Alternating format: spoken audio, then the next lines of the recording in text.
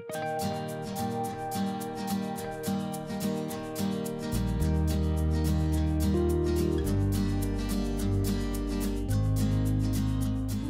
matin, nous sommes au début de l'été, plus précisément au début du mois de juillet au village d'Isola, au niveau de Trerius. Trerius, ça veut dire 3 torrents, 3 ruisseaux, et on peut les voir, on va passer dessus. Aujourd'hui c'est la Sainte-Rosie et il est d'usage dans la Haute-Tinée d'y faire un pèlerinage à la petite chapelle qui se trouve plus haut. Ici de magnifiques granges qui ont supporté malheureusement les rigueurs de l'hiver. Le fenil a beaucoup souffert. Il y a 2 ans, il était en bien meilleur état. D'ailleurs, pour les puristes, cette grange n'est pas d'origine. Le fenil a été rehaussé d'un étage.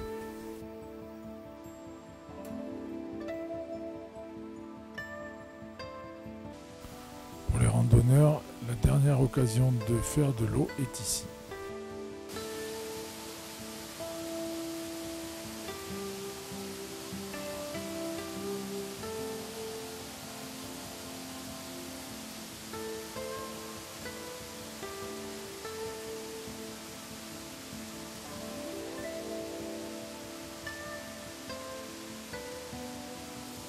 Petite passerelle qui enjambe un des 3 rios et après nous allons attaquer la montée et le soleil.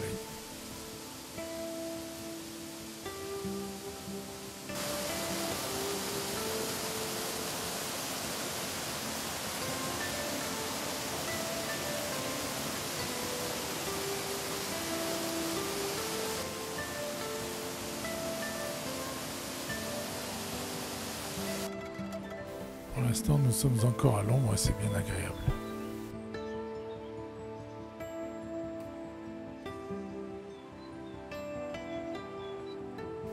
Là maintenant, les coins d'ombre se font beaucoup plus rares. Ici, Monsieur Champromis qui monte à Sainte-Rosie lui aussi.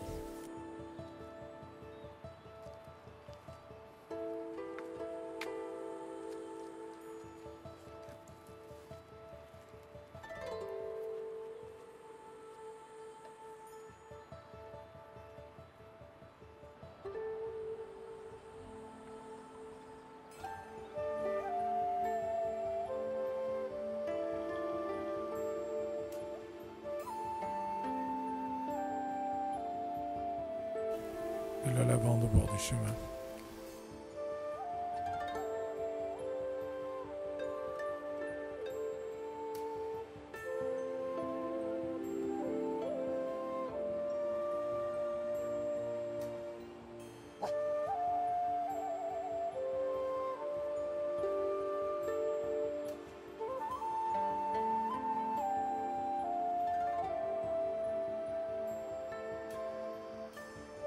Les granges que nous venons de quitter, dont l'une qui vient d'être construite à l'identique.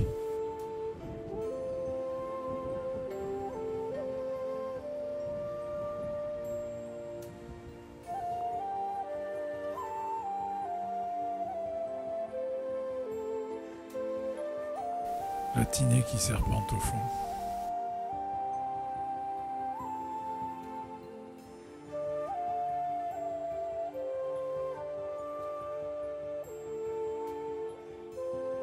Un arbre mort qui paraît sculpté.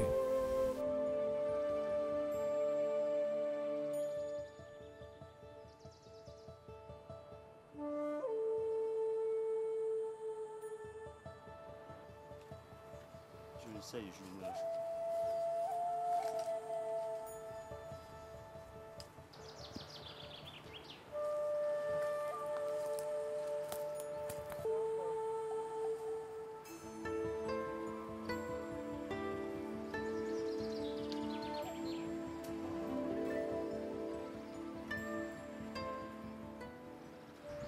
Ici c'est un bial, c'est-à-dire un petit canal qui alimente en eau toute la montagne.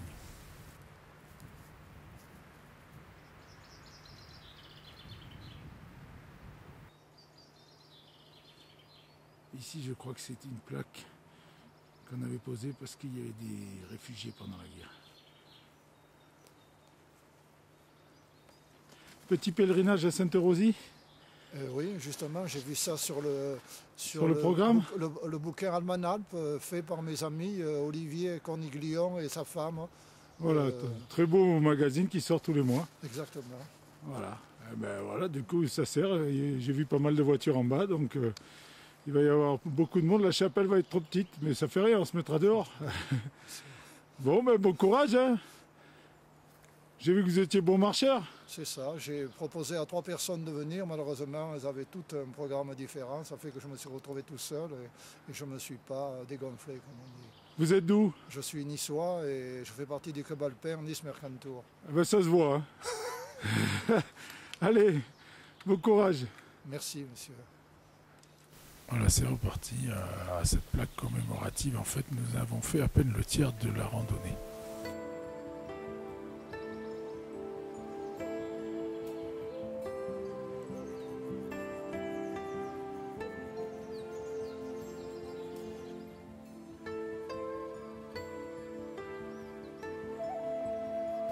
Le chemin toujours aussi joli dans les bois, mais en fait on est rarement à l'ombre.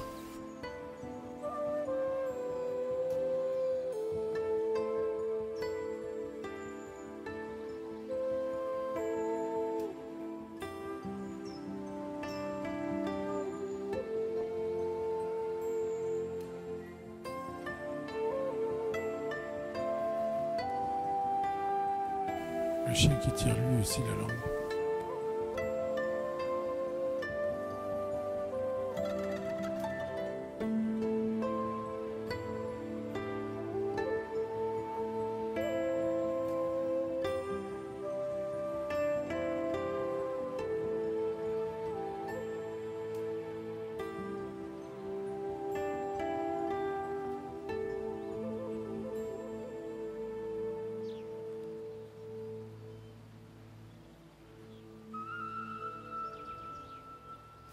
Encore des arbres morts, ils ont peut-être pris la foudre. Celui-là s'est écarté à la base pour laisser passer le chemin.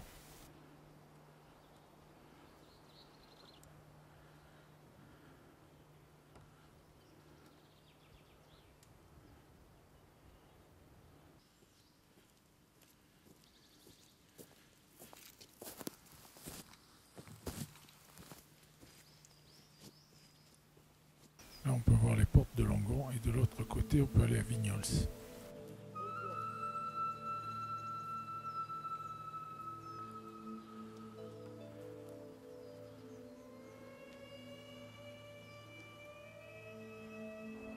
En face, on aperçoit de jolies granges et au-dessus, il y a la frontière italienne.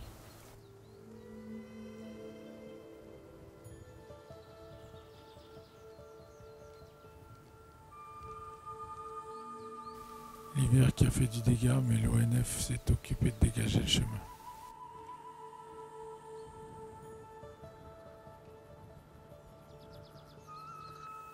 Ici, c'est un magnifique champ de chardon.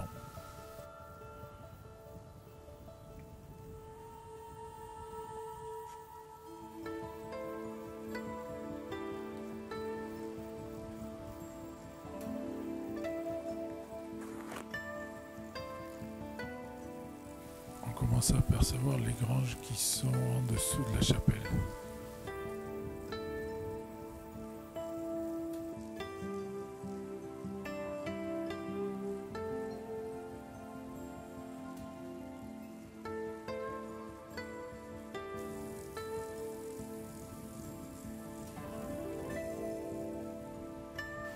Une grange avec un toit en bardeau de mélèze et l'autre avec un toit en lauze.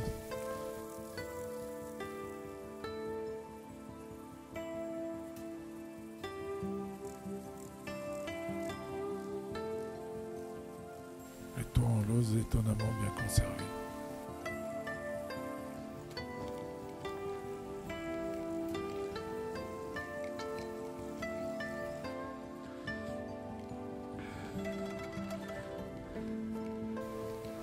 Il reste une centaine de mètres, mais c'est dur.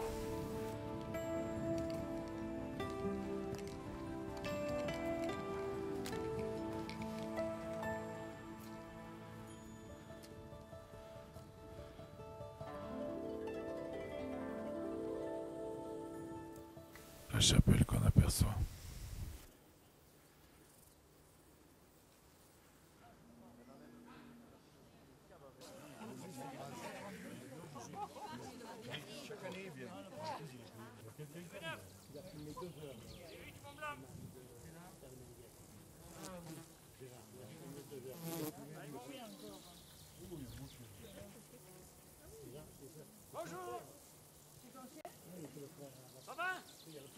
Ça va, ouais. Mais j'arrête de filmer si tu parles de la concurrence. Non, je rigole, je m'en fous. Tu le connais aussi? Oh, mais pas loin. Ah, voilà. Ouais, parce qu'on va prendre la photo, c'est photo numérique. En attendant la messe, allons visiter le domaine de Sclarigons avec un villageois d'Ederamin. Ça, c'était une ruine où j'ai mangé à l'intérieur avant la guerre. C'est à peu près par là. On est à Sclarigons, c'était le pâturage alpestre ici. C'était un terrain où on faisait du blé pour toute l'année d'ailleurs. Et il y avait les vaches aussi, alors les vaches elles allaient paître vers le haut, vers le bas, Ouais. surtout vers le haut parce qu'ils montaient vers le tourne que ça s'appelle. Ouais. Et c'était, il y avait de l'eau, il fallait aller très loin.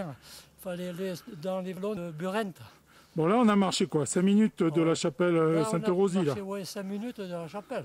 C'est sur le plateau. Hein. Et on venait que l'été ici. Il n'y avait, Ah, pas, on venait que il y avait l'été. pas autant de bois. Là, maintenant, c'est Ah parce non, que là, il y avait- c'est plus cultivé, quoi. Il n'y avait aucun mélèze. Il n'y avait que du blé. Là. Les mélèzes, ils étaient plus hauts, plus bas. Mais là, on voyait tous les gros mélèzes qu'il y a ici sur le côté. Il n'y avait rien du tout. Hein. Et alors, comment vous faisiez? Vous veniez le matin de bonne heure? Ah non, on restait, on montait pour un mois et demi, je ne me rappelle plus exactement. Et parce que les vaches, déjà pour monter les vaches jusqu'ici, et il fallait déjà presque une journée. Hein. Ouais. Et vous veniez quoi? Vous aviez les mulets? Vous Ah aviez... oui, il y avait un mulet ou des mules, un âne, Ouais, et on labourait d'ailleurs avec, ouais. et on se met à la mer. Hein. D'accord. Et vous passiez pratiquement tout l'été ici, quoi. Non, on passait, c'est-à-dire que on faisait une première partie avec les vaches et une deuxième partie pour la moisson. D'accord. On montait déjà au printemps pour semer, pour mettre les gouttières, parce qu'on avait la citerne pour faire la réserve d'eau Ouais, pour le temps qu'on restait ici. Et parce qu'il n'y avait pas d'eau là, ici il n'y a pas d'eau. Hein. ouais. Et comme ça fait que quand on montait, on avait l'eau, la réserve de l'eau pluviale de toute la toiture, on la récupérait dans la citerne. Ça fait qu'on avait l'eau à la maison, mais pas le tout à l'égout.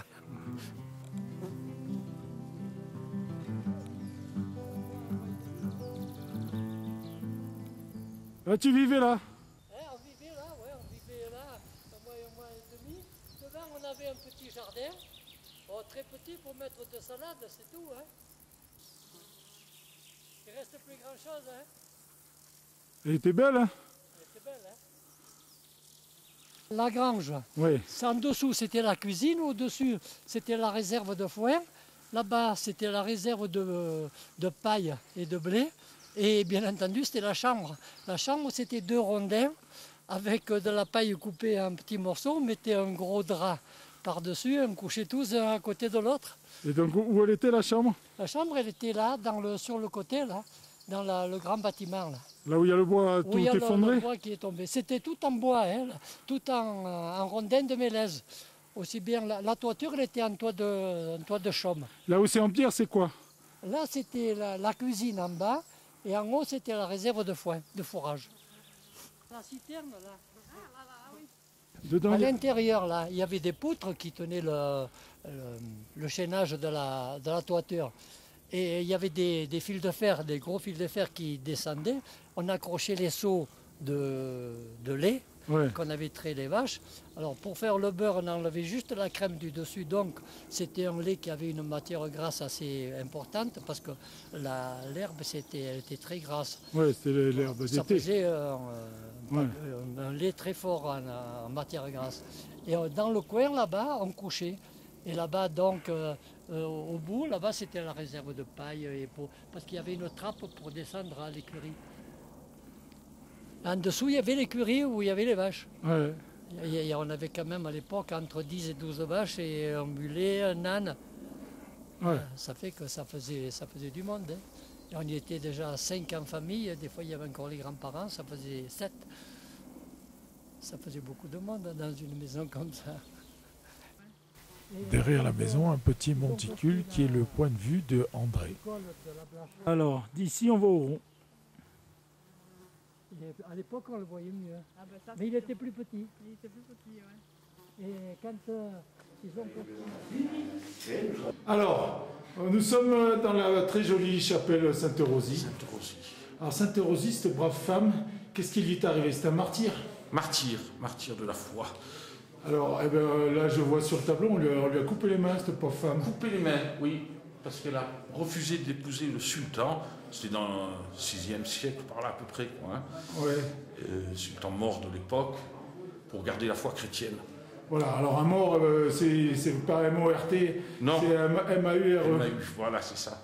Donc voilà, sarrasin, comme les crêpes. Sarrasin, c'est ça. Comme les crêpes. Alors, donc, et pour la punir, de ne pas vouloir l'épouser, et ben... Voilà, ils l'ont martyrisée. Vierge et martyr. Voilà, donc, et du coup, elle a été faite sainte. Sainte. Alors ça, c'est très curieux, parce qu'elle a été... Ça, je sais la date. Elle a été canonisée sainte en 1920. Donc, c'est beaucoup plus récent que la date de son martyr. Mais elle devait être vénérée avant. Et en fait, on priait Sainte-Rosie pour des questions de météo par rapport à la pluie. Soit pour demander la pluie, soit pour demander que la pluie cesse. En fait, c'était au moment des moissons, etc.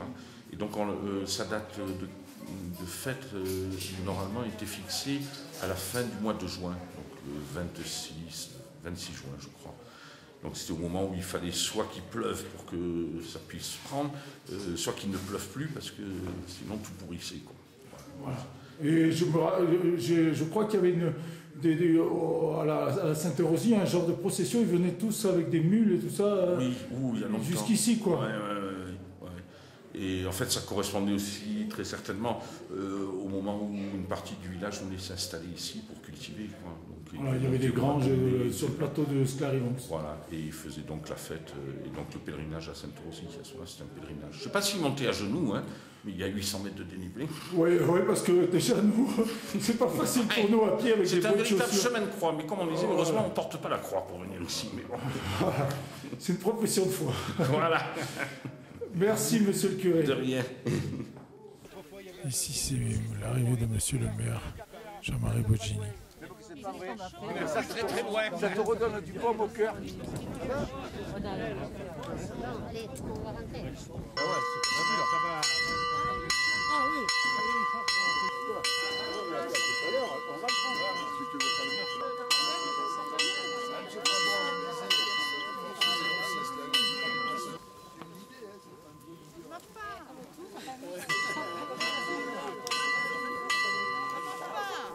Tout le monde est là, la messe peut commencer. Une lumière sur ma route, ta parole, Seigneur, ta parole, Seigneur. Bon, on y arrivera, hein. Que rappelle le soleil, couronné d'étoiles. Après la messe, pique-nique sous le mélèze. Un dicton en Issarte de la part de monsieur le curé. Qu'on vous traduira après. Alors allons-y. Si pissa contre il vento, si bagna la camise. Voilà, traduction. Celui qui pisse contre le vent se mouille la chemise. Voilà. Bah alors, faut qu'il pisse, oui. faut qu'il pisse un peu en l'air quand même.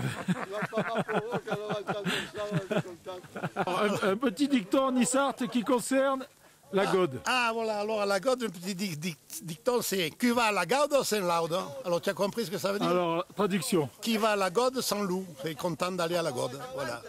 Sans vente, voilà. Après le déjeuner, allons visiter les granges qui se trouvent derrière la chapelle avec Edmond Clary, adjoint à la culture. Edmond, ici nous sommes devant des granges donc, de Sclarivons. Oui, donc les granges authentiques Ce qui est remarquable, c'est l'ancienneté du plateau. On voit ici donc que cette grange a été construite en 1634. Je crois que c'est certainement dans la périphérie du village, celle qui est la plus ancienne. Et donc elle est très éloignée. C'est pour dire que le plateau est habité depuis longtemps, depuis très longtemps. Et justement, la taille ensuite des granges montre qu'effectivement il y avait comment dire, un fonctionnement très, très important. Entre autres, ici, c'était le grenier à blé du village. Enfin, essentiellement, tout l'été, parce que ici c'était pas arrosé, il n'y avait pas d'eau, l'eau s'arrêtait en dessous, et bien donc tout l'été ici il y avait des champs entiers de blé qui étaient donc semés au printemps ou à l'automne précédent, et donc les boissons se faisaient au mois d'août, un petit peu comme partout, et donc l'ensemble était réuni dans toutes ces granges. Alors cette partie-là, c'était pour tout ce qui était foin et en même temps blé. Et ensuite cette partie-là, c'était un jazz, ça s'appelle. C'est là où les gens qui habitaient cette exploitation, eh bien, vivaient et faisaient leur cuisine. Je pense que ça a été dit précédemment, mais on retrouve dans beaucoup d'exploitations les deux unités. Le jazz, ça s'appelle donc la cuisine avec la partie habitation, et puis à côté la grange avec pour remiser tous les produits qui étaient produits, voilà, qui étaient cultivés. Alors, on retrouve ici l'ancienne cuisine avec donc une ouverture fenêtre, et à côté les niches où il y avait les lampes à huile, et on voit effectivement le style de hotte qui est classique à Isola. C'est-à-dire qu'on fait le feu en bas, dans la partie basse sur le sol, ça s'appelle la fugagne, et la fumée remonte par cette cheminée, et tout autour on met des produits, enfin un petit peu comme toutes les cheminées classiques. Mais encore une fois, c'est là où on mettait, sur les deux niches, c'est là où on mettait les lampes à huile, parce qu'effectivement il n'y avait que ça pour s'éclairer au début du 20e, du 19e même. Donc au fond, c'est la cave citerne.